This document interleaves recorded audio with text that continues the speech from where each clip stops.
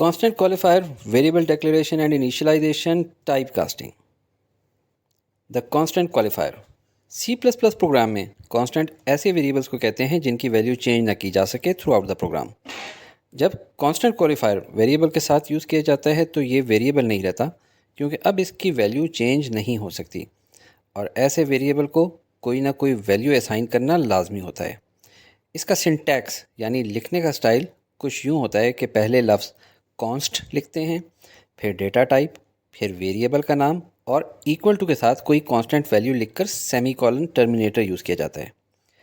इन examples में integer और float data type हैं, एज और लेंथ वेरिएबल के नाम हैं और इक्वल टू के बाद 18 और 7.5 इनको कांस्टेंट वैल्यूज असाइन की गई हैं। Variable declaration and initialization. Declaration से मुराद होता है शुरू में ही डिक्लेयर कर देना, बता देना। जैसे कहते हैं ना कि सियासतदान अपने असासे डिक्लेयर करें कि उनके पास कितना माल है ताकि बाद में इस्तेमाल करें तो हमें कोई एतराज़ ना हो। इसी तरह प्रोग्राम में बाद में जो जो वेरिएबल यूज़ होने हैं उनको शुरू में डिक्लेयर करना ज़रूरी होता है। जैसे यहाँ पे हमने बता दिया है कि एक्स वाई जेड की डेटा टाइप इंटीजर है, लेंथ विड्थ एरिया की डेटा टाइप फ्लोट है और सी एच की डेटा टाइप कैरेक्टर है। लेकिन यहाँ हमने वेरिएबल सिर्फ डिक्लेयर किए हैं, इनिशियलाइज़ नहीं किया, यानी कि इन वेरिएबल्स में कोई वैल्यू नहीं दी। लफ्ज़ इनिशियलाइज से पता चल रहा है कि इनिशियल वैल्यू क्या होनी चाहिए वो शुरू में बतानी है। तो अगर डिक्लेरेशन के साथ ही इनिशियलाइज़ करें तो इस तरह से करेंगे।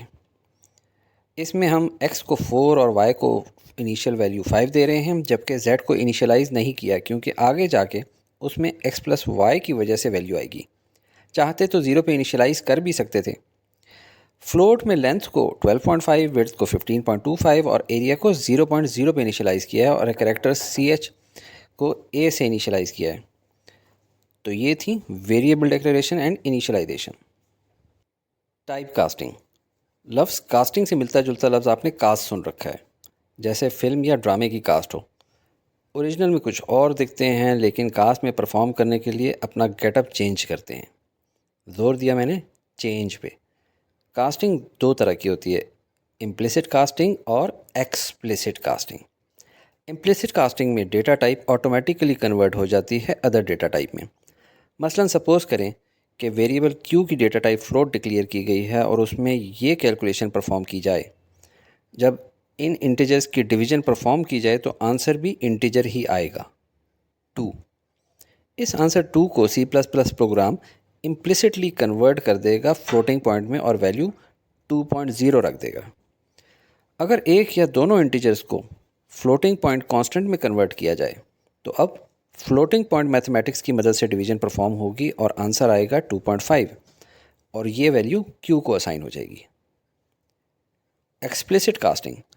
इसमें एक स्पेशल ऑपरेटर यूज़ किया जाता है जो कि एक डेटा टाइप को दूसरी डेटा टाइप में कन्वर्ट कर देता है, चेंज कर देता है। इसका सिंटैक्स ऐसा होता है। इस सिंटैक्स की वजह से C++ कंपाइलर एक्सप्रेशन की वैल्यू को उस डेटा टाइप में कन्वर्ट कर देगा जो इन ब्रैकेट्स में लिखी होगी। ये एक्सप्रेशन कोई वेरिएबल भी हो सकती है और कोई अरिथमेटिक एक्सप्रेशन भी। फ़र्ज़ करें दो वेरिएबल्स हैं a और b और उनकी डेटा टाइप हैं इंटीजर और वेरिएबल q की डेटा टाइप है फ्लोट। a में इंटीजर वैल्यू 15 स्टोर करें और अब b में 6 और फिर ये वाली डिवीज़न परफॉर्म करें। ऐसे में इंटीग्रल मैथ्स यूज़ होगी और आंसर 2 असाइन हो जाएगा q को। लेकिन करेक्ट रिज़ल्ट हासिल करने के लिए कास्टिंग का यूज़ किया जाएगा, जिसमें दोनों ऑपरेंड्स a और b में से कम एक की टाइप को फ्लोट में कन्वर्ट करना लाजमी होगा। हम वेरिएबल a की टाइप चेंज कर देते हैं इंटीजर से फ्लोट में, उससे पहले ब्रैकेट में फ्लोट लिखकर कि भाई a तुम जो कुछ भी थे अब तुम फ्लोट बन गए हो।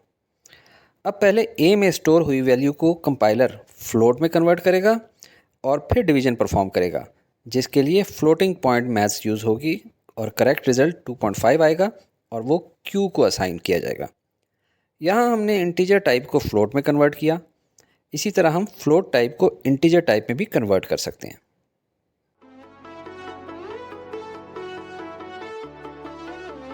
Study with me, a learning experience.